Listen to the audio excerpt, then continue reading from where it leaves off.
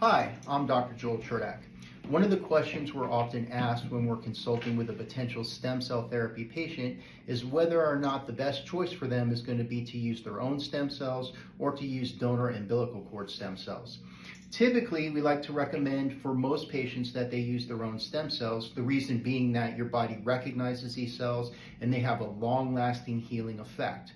So we typically use a patient's own stem cells, which we derive from their own bone marrow and their own fat tissue to treat conditions like degenerative arthritis, muscle tears, ligament tears, back disc injuries, and many orthopedic conditions.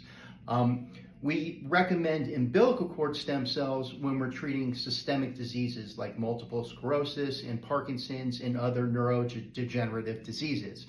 The way that we help a patient come to the decision that's going to create the best outcome for them is typically based on their health status. So for younger, healthier patients, we're always going to recommend to them that their own stem cells are going to be the best choice.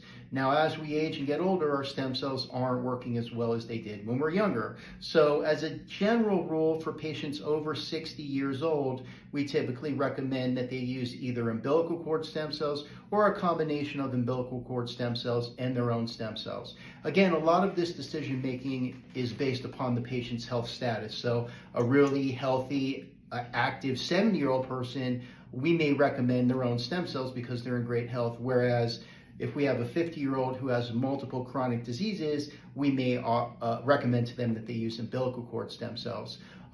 Contact our clinic and we'll be happy to discuss with you what would be the best option for you to achieve the greatest outcome.